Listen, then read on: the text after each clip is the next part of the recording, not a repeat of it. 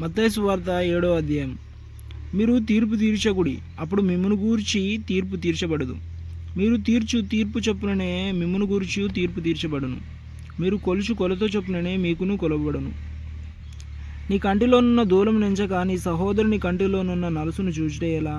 నీ కంటిలో దూలముండగా నీవు నీ సహోదరుని చూచి నీ కంటిలోనున్న నలుసును తీసివేయనిమ్మని చెప్పనేలా? వేషధారి, మొదట నీ కంటిలోనున్న దూలమును తీసివేసుకొనుము, అప్పుడు నీ సహోదరుని కంటిలోనున్న నలుసును తీసివేయుటకు నీకు తేటగా కనబడును. పరిశుద్ధమైనది కుక్కలకు పెట్టకుడి, మీ ముత్యములను పందుల ఎదుట వేయకుడి. వేసిన ఎడల అవి ఒకవేళ వాటిని కాళ్ళతో త్రొక్కి మీ మీద పడి మిమ్మును చీల్చివేయును. అడుగుడి మీకు ఇయ్యబడును, వెదుకుడి మీకు దొరుకును, తట్టుడి మీకు తీయబడును. అడుగు ప్రతివాడును పొందును, వెదుకువానికి దొరుకును, తట్టువానికి తీయబడును. మీలో ఏ మనుషుడైనను తన కుమారుడు తను రొట్టెను అడిగిన ఎడల వానికి రాతినిచ్చునా? చేపను అడిగిన ఎడల పామునిచ్చునా?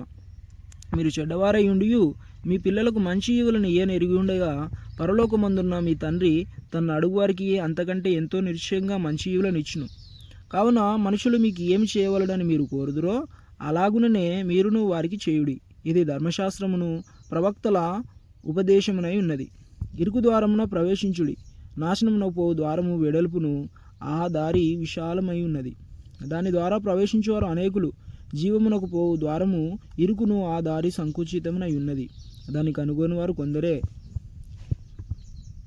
అబద్ధ ప్రవక్తలను గురించి జాగ్రత్త పడుడి.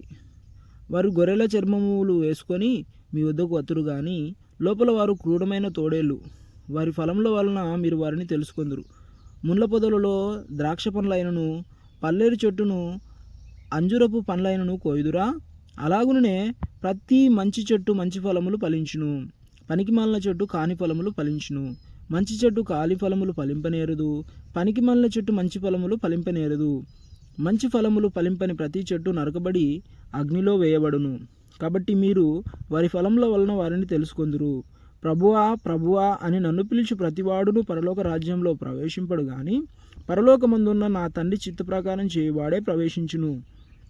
ఆ దినమందు అనేకులు నన్ను చూచి ప్రభువా ప్రభువా, మేము నీ నామమున ప్రవేశింపలేదా?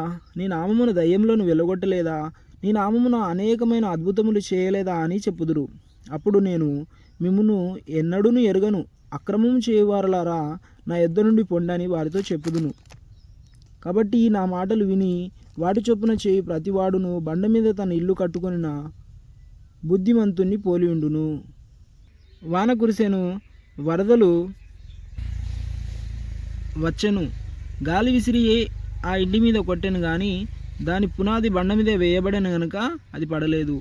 మరియు నా మాటలు విని వాటి చొప్పున చేయని ప్రతివాడును ఇసుక మీద తన ఇల్లు కట్టుకొనిన బుద్ధిహీనుని పోలియుండును. వాన కురిసెను, వరదలు వచ్చెను, గాలి విసిరి ఆ ఇంటి మీద కొట్టెను, అప్పుడు అది కూలిపడెను, దాని పాటు గొప్పదని చెప్పెను. యేసు ఈ మాటలు చెప్పి ముగించినప్పుడు జనసమూహములు ఆయన బోధకు ఆశ్చర్యపడుచుండిరి. ఎలయనగా ఆయన వారి శాస్త్రుల వలె కాక అధికారం గల వాని వలె వారికి బోధించెను.